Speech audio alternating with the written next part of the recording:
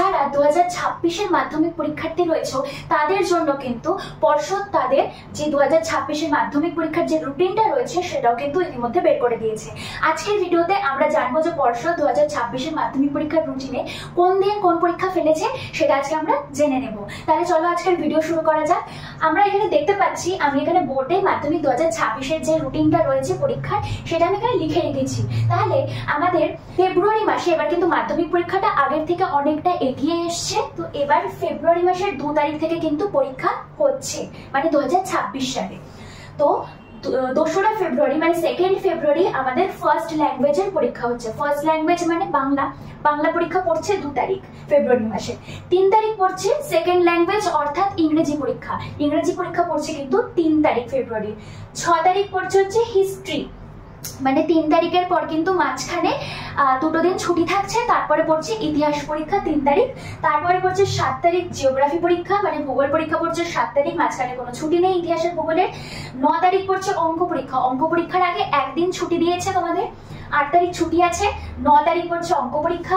10 তারিখ পড়ছে physical science পরীক্ষা, মানে অঙ্ক আর ফিজিক্যাল সায়েন্স পরীক্ষার মাঝখানে কিন্তু তোমাদের কোনো ছুটি নেই, তাই জন্য সেইভাবে তোমরা প্রিপারেশন নেবে।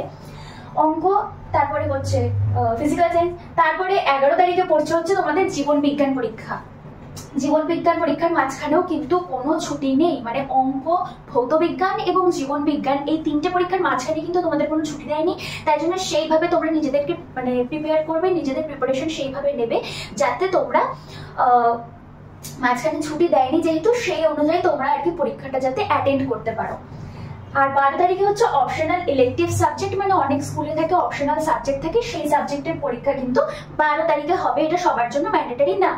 আর যে ফিজিক্যাল এডুকেশন এবং সোশ্যাল সায়েন্সের যে পরীক্ষাটা আছে, ফিজিক্যাল এডুকেশন, সোশ্যাল সায়েন্স এবং ওয়ার্ক এডুকেশন, এই পরীক্ষাগুলোর ডেট এখনো অবধি পর্ষদ ডিক্লেয়ার করেনি। এগুলোর ডেট পরবর্তী সময় তোমাদেরকে জানিয়ে দেওয়া হবে। আপাতত তোমাদের এই রুটিনটা কিন্তু পর্ষদ থেকে দেওয়া হয়েছে।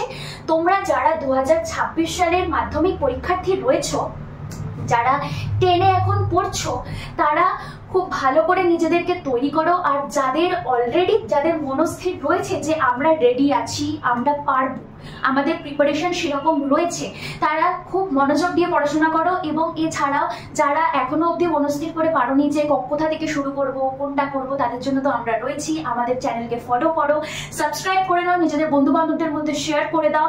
এবং এইরকম এই প্রত্যেকটা সাবজেক্টের যে সিলেবাস রয়েছে, কোন টাইমে কোন সময় এক্সাম হবে, কিভাবে এক্সাম হবে, এক্সামের মধ্যে যে মার্কস ডিভিশন রয়েছে সেটা কিভাবে হবে, প্রত্যেকটা সাবজেক্টের আলাদা আলাদা সিলেবাস কিন্তু তোমাদেরকে প্রোভাইড করা হবে। কিভাবে তোমরা পড়বে, কোন কোয়েশ্চেনগুলো তোমাদের ইম্পর্টেন্ট আসতেই পারে, সেই সমস্ত কিছু আমরা তোমাদেরকে প্রোভাইড করে দেবো। আশা করি আজকের ভিডিও তোমাদের খুব ভালো লেগেছে। মন দিয়ে পড়াশোনা করো।